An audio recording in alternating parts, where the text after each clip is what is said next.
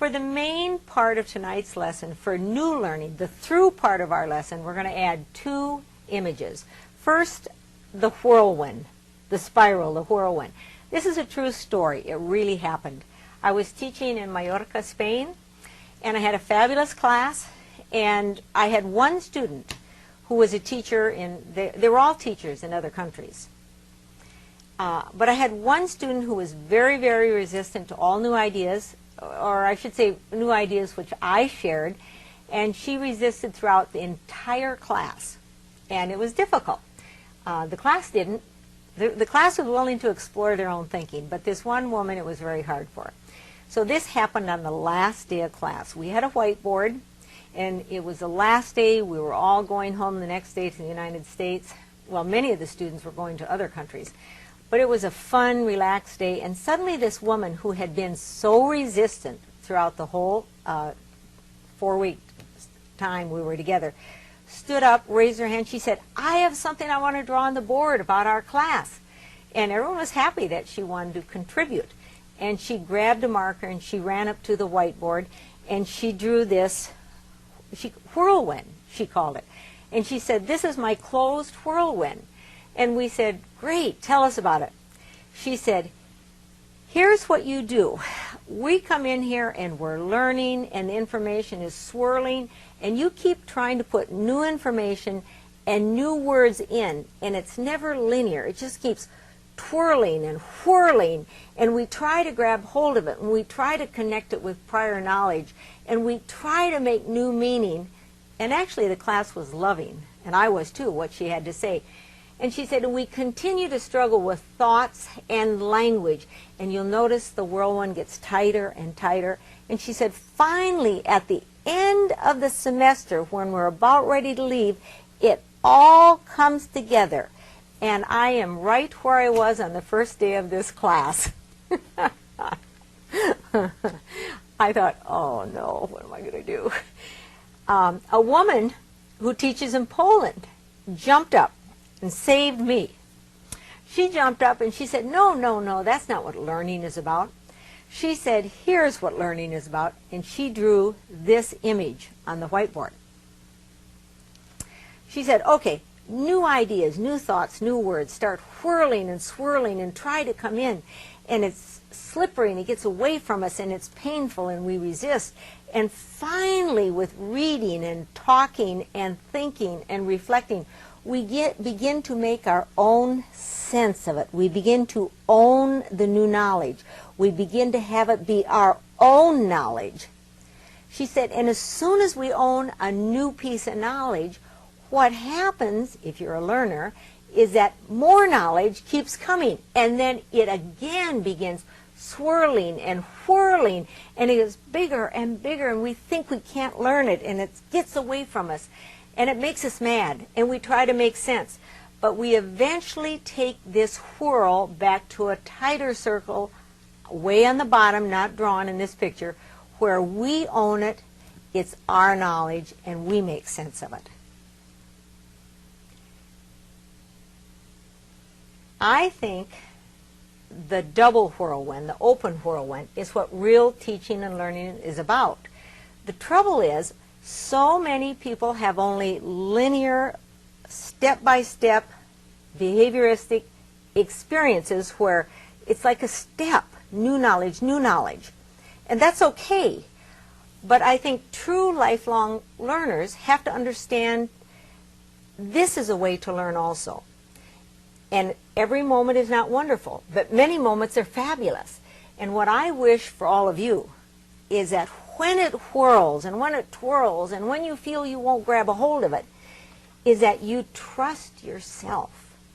Begin to recognize this is what learning feels like, and you will get it in your way. And then hopefully more new learning will come and it'll feel the same way. The trick is to recognize it in yourself and know when to trust it. We have connected our new learning with previous learning in the into part of our lesson. The through part are the new images of a spiral. I have given you one, and I called it the whirlwind. The spiral of learning. Now I want to give you a second spiral, which turns into an activity which you can do at any time with adults, with teenagers, with little kids, and it makes us look at our own literacy development and our own knowledge. If you will draw your own spiral that looks something like this, and I'm going to tell you the story of what the top spiral says. It is the story of my literacy development. And the bottom is a story of my daughter's literacy development. Okay, if you'll start at the very center as you draw your own, think about what were your first experiences with books, with words, with reading. I will tell you, I have no memory at all of anyone ever reading to me. So that's in the middle of my spiral. I remember going to kindergarten. If you kind of look up at the top as the spiral comes around, I'm assuming literacy was continuing in some way. We didn't have TV, we had radio, we had magazines, so I must have been looking at something. And I remember phonics. I remember learning every sound. I remember Dick and Jane and being able to decode. I remember when I could decode, I was probably 5 or 6 before I learned. And my literacy continued. What I remember about literacy in schools is that I read everything they assigned me to read. I did. I read all the comprehension questions. I don't know if I'm proud of it, but that's what I remember. If they assigned it, I read it. So I'm guessing my literacy continued. Now I'm going up here. Finally, I had kids of my own, and I started reading to them immediately. And this is my first awareness of children's literature. All the stories many kids grew up with, that's when I remember learning it.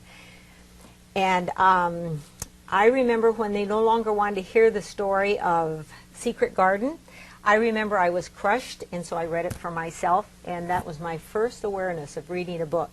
I remember when my son didn't want to hear Three Little Pigs anymore and wanted to move on to BMX magazines, and I did not go with him to BMX magazines. So the kids took off and read on their own, but that's kind of when my literacy really took off myself. I was in my 20s when this happened.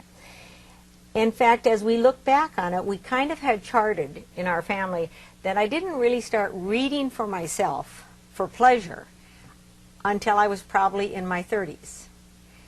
And now I'm an avid reader. Now, I read all the time. I read everything. I can't stop reading. But none of that came from childhood. It came from my kids' childhood. It was when they wanted to read on their own. By then I'd fallen in love with it and had to continue. Now, let's compare this. This is only Dawn's spiral. On the bottom, if you'll look, she scribbled her circle, her spiral, and she scribbled some memories she had. And at the very middle, she remembers being read to constantly. And she remembers her literacy continued. In the pre-kindergarten years, we didn't go to pre-K because we lived out in the country. She knew how to read, and she has no idea when she learned to read. And our son's the same way. But when they went to kindergarten, they could already decode, read really quite well. And so her literacy continued. She, one of the things I remember her going to the little local library, and she wanted to check out some specific books, and the librarian thought those books were too hard for her and wouldn't let her check them out. And so she shoved 3 of those books up under her t-shirt and took off out the door. Well, of course she got detention, and we all, when your kids get detention and you're a teacher, we all get detention, so we all tease her about that. When she was in high school, she never read everything she was supposed to read. She read what mattered to her. She always had books hidden away in her desk. She was always reading novels and other books, and she read just enough to get by and get probably A's and B's, a few C's, but she read everything she wanted to. Finally, she started reading to her children, and she has 3 kids, all teeny boppers now, and all of them read, decoded before they went to kindergarten. None of us know when they learned to read. So for our activity in class tonight, what we want each of you to do individually, not in pairs, we want you to draw your spiral of literacy.